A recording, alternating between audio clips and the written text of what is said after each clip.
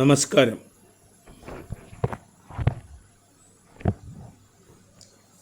ആരോഗ്യ institute of medical research സെൻ്ററിൻ്റെ 2025 latest ഏറ്റവും പുതിയ ഗവേഷണം ഞങ്ങളുടെ ഓർത്തോ മോളിക്കുലാർ മെഡിസിൻ കനഡ ഞങ്ങളുടെ ഗവേഷണ വിങ് ഞാനടക്കം ചേർന്ന് കണ്ടുപിടിച്ച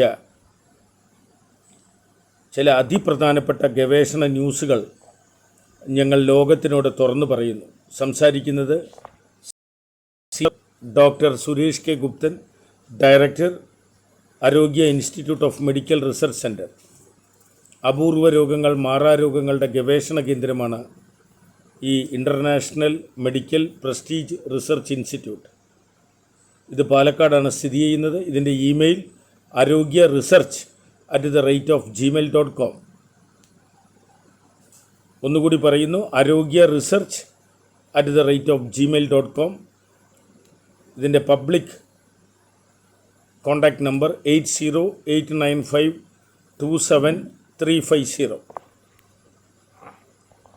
ഇത് പറയാൻ കാരണം, ഈ മെസ്സേജ് നൽകാൻ കാരണം, ബി കോംപ്ലക്സ് എന്ന വൈറ്റമിൻ, ഇതിൽ 8 ഘടകങ്ങളുണ്ട്.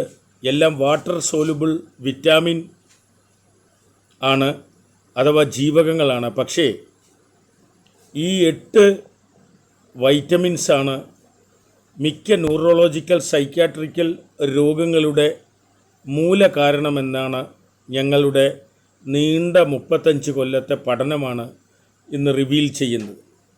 അതിൽ ഏറ്റവും ആദ്യമായി ബി കോംപ്ലക്സിലെ ആദ്യത്തെ അംഗം തവിട്, ഉമി കളഞ്ഞു കഴിക്കുന്ന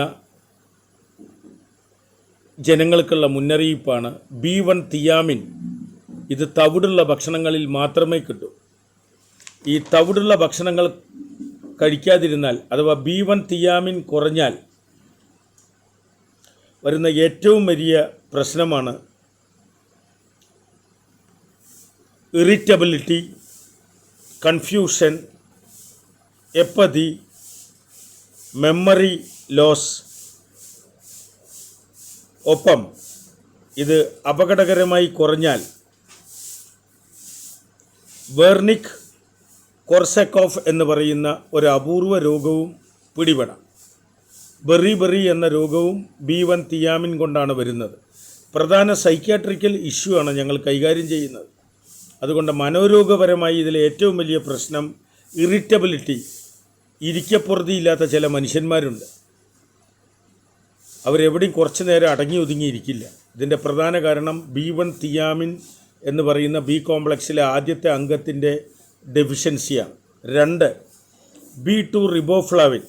എപ്പോഴും ക്ഷീണം, സ്കിന്നിലുള്ള രോഗങ്ങൾ, വിഷാദം അഥവാ depression, irritability, version mood and cognitive impairment അഥവാ കോഗ്നിറ്റീവ് സിംറ്റംസ്. റിബോഫ്ലാവിൻ കുറഞ്ഞാൽ ആൾക്ക് മാനസികാരോഗ്യം അപകടകരമായ വിധം കുറയും. ഇവർക്ക് കോഗ്നിറ്റീവ് അഥവാ ബോധം വളരെ കുറവായിരിക്കും എന്നുള്ള കാര്യം ഉറപ്പാണ്. ഒപ്പം ഈ B2 കുറഞ്ഞാൽ സംസാരശേഷി തിരിച്ചെടുക്കാനുള്ള ഒരു വൈറ്റമിൻ കൂടിയാണ് B2 റിബോഫ്ലാവിൻ. ബ്രൊക്കോൾ ഏരിയ ആക്ടിവേറ്റ് ചെയ്യുന്നു, ഞങ്ങളുടെ പുതിയ കണ്ടുപിടുത്തമാണ്. ഒപ്പം B3 niacin. Dermatitis, diarrhoea, dementia, poor concentration. മിക്ക 18 വയസ്സിന് താഴെയുള്ള കുട്ടികൾക്കും 100-ൽ 55 പേർക്കും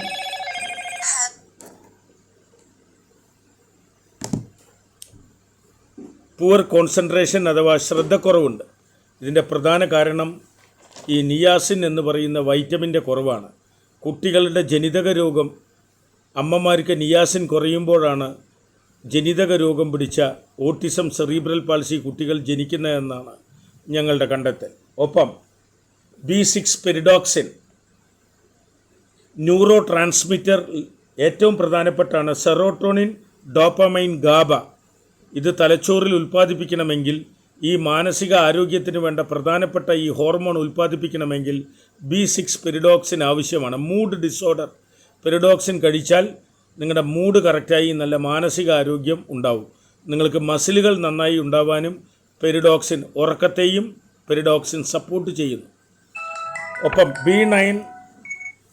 B9 ഫോളിക് ആസിഡ് സർവ്വരോഗ സംഹാരിയാണ് ന്യൂറോളജിക്കൽ സൈക്യാട്രിക്കൽ ഡിസീസിൽ എന്നാണ് B9 ഫോളിക് ആസിഡ് അഥവാ ഫോളൈറ്റ്. ഇത് paranoid schizophrenia, major depression, cognitive decline